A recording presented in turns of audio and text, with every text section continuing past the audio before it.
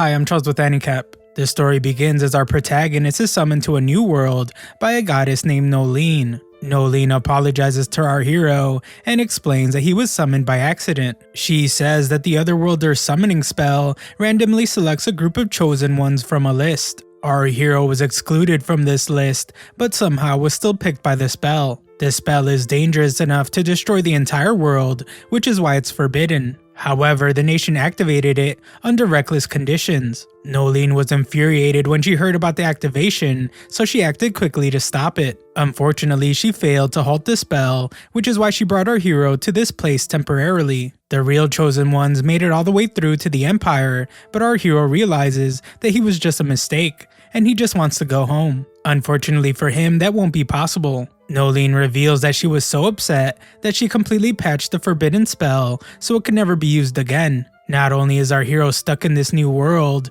Nolene also reveals that he no longer has a body to return to. All he can do now is restart his new life in this new world. The problem is that he can't go to the Empire with the others because he isn't a real chosen one, and he would be treated poorly. Nolene assures him that she will send him to a great nation instead, one that is similar to the ones found in fairy tales. Our hero Takumi is hesitant, but Nolene promises to give him her blessing. Our protagonist learns that he will now be 17 years old instead of 40 like he was in his past life. Instead of being a salaryman, he now will be able to obtain one of several combat or production jobs. Takumi would like to live a peaceful life away from monsters, so he plans to choose a production job. Nolene gently gives our boy some things to help him on his journey and sends him on his way. After crashing down to his new world, our hero discovers that he's no longer a hideous loser. He checks his stats to see that he really does have the goddess's blessing, but decides to keep it a secret to avoid any problems. Our boy then goes through testing some of his abilities and is delighted to find that he really is in a fantasy world. After flexing his powers, Takumi finds a tree branch. He uses his handy blacksmithing skill to turn it into a spear and acquires the woodworking skill for doing so. Takumi then uses his appraisal skill to see that there's a treasure trove of herbs nearby. After picking too many of them, he realizes that he doesn't have enough room in his bag. Luckily, he remembers that Nolene gave him a special item box. She made it specially for him, and it provides infinite storage. Just then, some little runt begs Takumi for help, and Takumi prepares for battle. Our valiant warrior fears that Bugs Bunny might be carnivorous, but he must act quickly. The rabies-filled bunny attacks them, but Takumi quickly puts a hole in the monster. He earns the swordsmanship skill, but is shocked that a beginner like him could win his first battle. Takumi is now a warrior level 1, but he freaks out because he didn't want a combat job. The little brat explains that she's from a nearby village and happily agrees to take our hero there. She says that he should take the rabbit because they're delicious, so Takumi puts it in his storage. The kid is amazed by Takumi's skills, but he is shocked. She shouldn't have been able to see his item box because he set it to be concealed. Meanwhile, at the Empire, 3 students from Takumi's old world try to figure out what just happened to them. A woman explains that they are heroes and they were summoned so they could use their powers to save this world. She introduces herself as the first empress of the Sidonia Empire, named Elizabeth.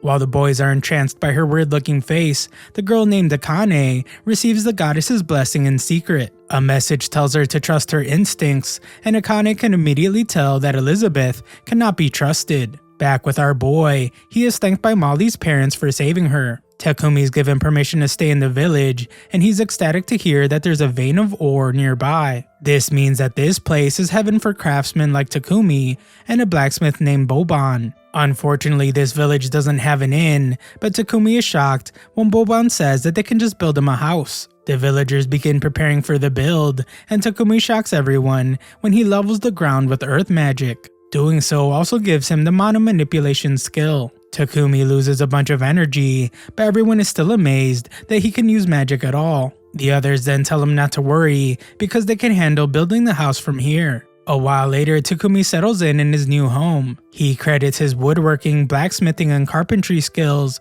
for allowing him to make some nice furniture. Takumi still doesn't like how the warrior job was selected for him, but he's relieved to change it into what he really wanted, the alchemist job. Takumi the alchemist then turns to a table with some iron ore, silver ore, and copper ore that he mined earlier. He also has magic iron ore, which is said to be imbued with mana. Takumi prepares to make them into ingots and remembers that it usually takes a huge furnace to accomplish. Luckily, this is a fantasy world, and Takumi can just use magic. He's delighted to finally able to do some alchemy, and he gets to work. He explains that alchemy is comprised of 5 techniques: decomposition, extraction, pulverization, synthesis, and recomposition. It's a strenuous process, but Takumi's excited by all the things he can make now. Later that night, Molly goes to visit our boy, but she is horrified to find that he's nearly a goner. After getting scolded and recovering, Takumi just goes right back to doing alchemy without taking any breaks. The only time he would even slow down is when he was being checked up on by the girls. Takumi then uses the ingots he made to create utensils and other useful tools. After all the work, his alchemist level skyrocketed to level 32. Things didn't stop there, as Takumi used his magic to help Bobon create the finest weapon he has ever created. This sent Takumi's blacksmith job all the way to level 40. He then asked Mary's father for some potions so he could teach himself how to make them. Mary's father agreed, as long as Takumi promised to sell the potions to him after he learned how to make them. Takumi now mixes the herbs like a diabolical madman, but notices that the potion he makes is different from the sample he was given. He can sense mana emitting from it as well, and wonders if it's because he used water magic instead of normal water. Moments later, we find Takumi eating some random plant, and things take a painful turn. Luckily, he has the heal spell to recover, and Takumi reveals that he ate the poisonous plant on purpose. It's the quickest way to gain resistance and raise his light magic skill. It's pretty tough on his body, but he finds relief in knowing that at least he can now use purification magic. The relief is short-lived, however, as a giant pig monster appears. Takumi's dagger and spear are useless against the powerful beast, and it sends him flying. Takumi is in a really bad spot as the monster prepares for another attack, so he uses several spells to defend himself. Unfortunately, they do nothing, and Takumi desperately tries to think of a solution. Just then, he panics as he discovers that another monster is trying to attack him from behind. It turns out that the spider is injured, but that doesn't stop it from protecting Takumi. Unfortunately, the little guy pays the price for distracting the monster, and Takumi's left to defend himself again. He freaks out as nothing has worked so far, but he remembers that he has one more thing to try. Takumi's last option is to try and use his alchemy. He uses Decompose on the beast, and luckily it works, making our boy victorious. Takumi limps over to the injured spider to thank it, and close its wound. He prepares to leave, but is shocked when he earns the Tame skill, and the spider becomes his pet. Takumi asks if the spider wants to join him on his adventure, and the little guy happily agrees. Takumi names it Maple, and is stunned when it instantly evolves. When Takumi returns to the village, everyone is amazed to see that he defeated a giant boar. They are then horrified when they see that Takumi is being attacked by a spider, but he explains that he actually tamed it. What's most impressive is that insect monsters aren't even supposed to be tameable. While everyone feasts on the boar, Mary's father tells Takumi that he should go to a big city to sell the leftover parts of the monster for lots of money. As the guys watch the celebration, they acknowledge that their little village has gotten much livelier since Takumi showed up. However, they are sure that Takumi's destined for great things, and he's not the kind of person to stay in a small village. Elsewhere, Nolene is glad to see that Takumi's doing well with his adventure. Another goddess wonders what Nolene is planning because she granted Takumi a special body and even gave him her blessing. That isn't all, as it's revealed that Nolene also sent Takumi one entire year into the past before the Empire activated the summoning spell. Nolene denies doing it for any particular reason, but she obviously sees something special in our hero. Later, Takumi scolds Maple for a strange reason. It turns out that while our hero was asleep, his new pet used its webs to trap Takumi. The little spider apologizes, but she points out that Takumi has been really busy, so she was getting lonely. Takumi acknowledges that it's his fault because he has been too focused on potion making and other work. He apologizes to Maple and promises to take the day off so he can play with her. Little Maple couldn't be happier, but Takumi's guest is terrified. Takumi quickly assures her that Maple isn't trying to eat him alive or anything, but Martha takes a strange interest in Maple's spider silk. Moments later, Martha amazes her friends with the clothes she made using the spider silk. Takumi can't understand what all the fuss is about, so the ladies explain that the spider silk is a luxury item. It's extremely hard to find because usually the nobles buy it all up. The girls are extremely happy, and they all thank Maple. Martha asks the little silk producer to make some thread with more elasticity, but Takumi tries to explain that Maple doesn't understand anyone other than him. Martha then tries to speak to her like a child. Surprisingly, this works, and Takumi can't believe that they're actually communicating. Takumi reminds Maple that they were supposed to play together, but she has a newfound purpose in life, and she tells him that she's too busy to play. This works out for our boy because he has other things to do, and at least his pet is happy. Takumi thinks about how he has been in this village for a month already, but he wants to head to the city soon so he can study alchemy and become more skilled. The only problem is that he doesn't know how to tell everyone that he wants to leave because they have been so nice to him. At the forge, we see that Boban has made a set of armor for Takumi. Boban says that he will have to reinforce the boots for all that kicking Takumi likes to do, but Takumi reminds him that he isn't a fighter, he is a producer. This makes Boban laugh because there isn't a single producer alive that could just walk into a forest and defeat a giant boar like Takumi did. Just then, Banga arrives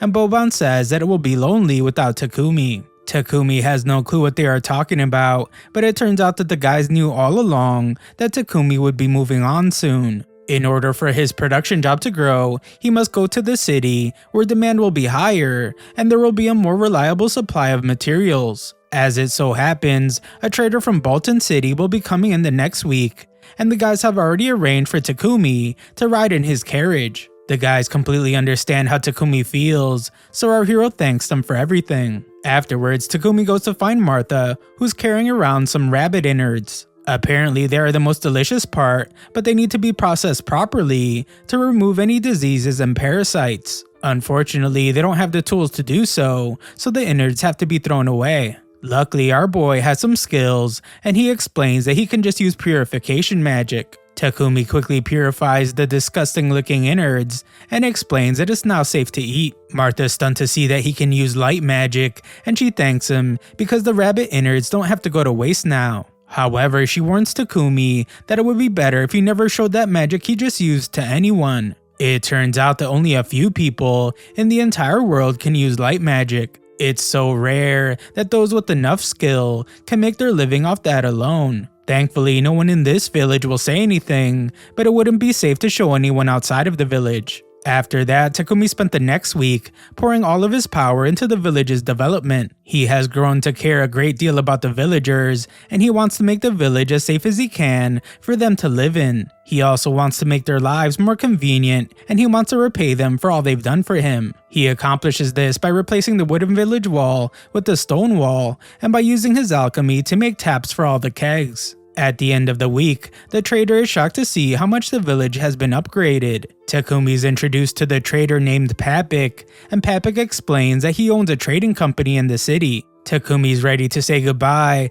but first he explains to Banga that he finished some more potions. Papik is amazed to see this, and Takumi reveals that he had 100 of the same potion delivered to Banga's house. Takumi wants to make sure that there's enough for the entire village, and he asks for them to be distributed to everyone in case anything happens. The trader is absolutely shocked by what he sees, and Takumi confirms that it's a healing potion he made himself. Papik nearly loses his mind from disbelief and takes a very close look at the potion. Just then, the other villagers arrive to say farewell, and Molly says goodbye to the sleeping Maple. Martha gives Takumi a sweet-looking coat and reveals that all the ladies made it for him. That is what they use Maple's threads for, and Takumi says that he will cherish it forever. Takumi gets emotional as he thanks everyone for being so nice to him, and he says goodbye. As they all wave goodbye, Takumi thinks about how this was the first place he lived in his new world, and he will always consider it his hometown. Takumi's new friends are moved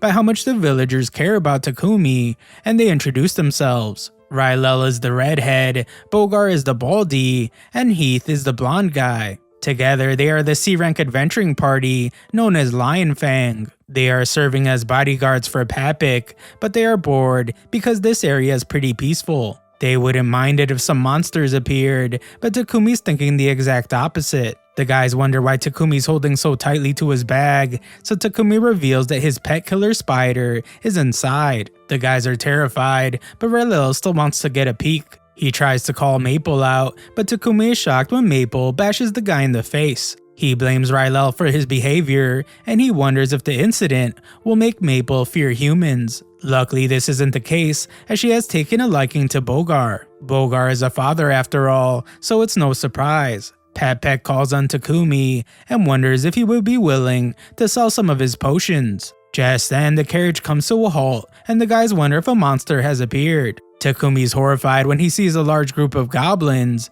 but the guys tell him not to worry. Pat also tries to assure him that it's no big deal, but he is terrified. The guys then show their expertise as they make quick work of the goblins. Some of the goblins even try to attack the carriage, but Rylel takes them out. After taking the magic stones from the beasts, the rest of their trip was peaceful. 3 days later, they arrive at the city. Takumi went to the Adventurers Guild with Lion's Fang, who were going to report the success of their escort quest. Takumi also needed to register with the guild in order to stay in the city and to register Maple as a pet. Takumi was hoping to register with an Alchemist guild, but the city doesn't have one. Hans, the receptionist, explains, however, that it's still helpful to register at the Adventurers Guild so he can use his guild card as identification. As long as he takes just one simple quest every month, the card won't expire. In the end, Takumi decided to register with the Adventurers Guild, and he registered Maple as his pet. Later, Takumi explains to Papik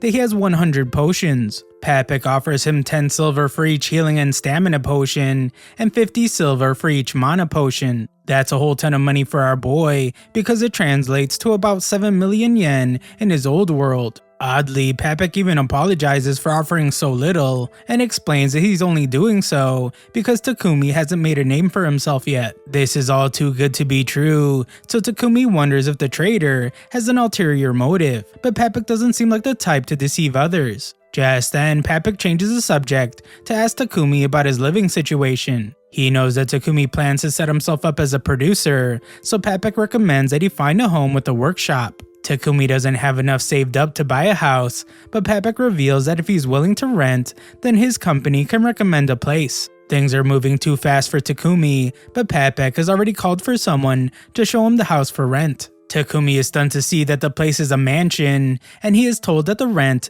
is 1 gold and 50 silver a month. That's much lower than Takumi expected, so he wonders if the place is haunted. Takumi would be able to afford the rent with the money from selling his potions to Papik, and the place even has a shed for his workshop. Takumi tells Maple that this will be their new home, and he agrees to rent the giant place. As they walk through the city, Takumi can't help but wonder about the strange stench that he has smelled since arriving. He is told that it's coming from the sewers. The nobles use magical purifying devices to treat the sewage from their mansions, but the rest of the city doesn't. Magic purifying devices have to be excavated from dungeons or ancient ruins, so they are expensive. The city can't afford it, and Takumi can't believe that they don't purify the sewers at all. He is told that priests are hired to purify them periodically, but they just have to bear it for the most part. The next day, Takumi and Maple move into their new home. Our thoughtful hero already had plans to repair the city's outer walls,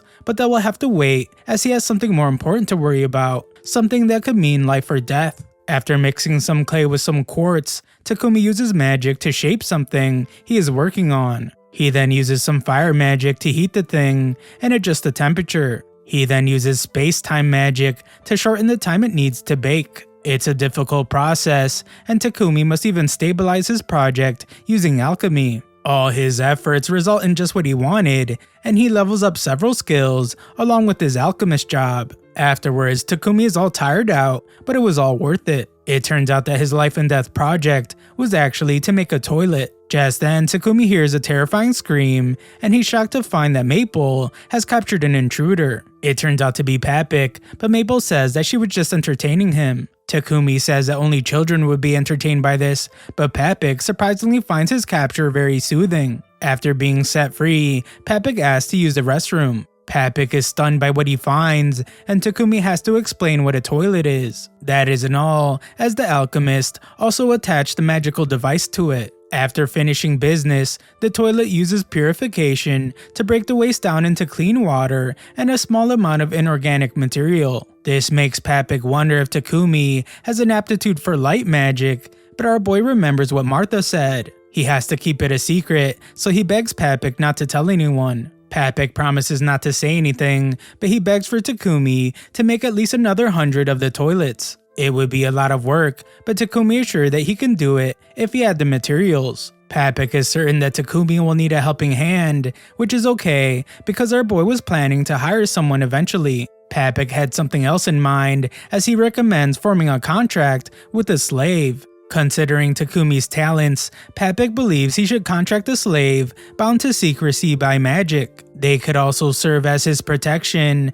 and manage the mansion. Takumi is stunned and wonders why he would need to be protected. Papik explains that Takumi has an aptitude for light magic, and that means he's considered to be chosen by God. At least that is what is said by the Church of Divine Light. The church scoops up anyone with aptitude for light magic and profits from exploiting their healing magic. Surely they would not just ignore the light magic used by Takumi's toilets. Takumi of course wonders if it's a good idea to make 100 of them, but Papik has an idea. There is a way to get them made, and he knows how important it is that no one knows Takumi was behind it. Step 1 is making sure that Takumi gets himself a slave. However, Takumi is against using slaves. Papik can't really understand, but Takumi would rather do it all himself if those are his only options. It's quite the task, so Papik doesn't think it's possible, but they are interrupted when Takumi's guild card begins to glow. It's a message reminding Takumi that he must complete a quest to keep his registration. It is requested that he go to the Adventurers Guild before the deadline, and Takumi realizes that he really does need some extra hands. Papik knows the perfect place as he takes Takumi to the Mullen Company, the city's most trustworthy slave trader. Papik tells him to wait at the company's entrance while he prepares a meeting, but our boy ends up wandering into a garden. There he finds a girl that he can't help but stare at. This girl coldly tells him to go home, and Takumi is stunned. Thanks for watching my recap. Subscribe to the channel for more videos.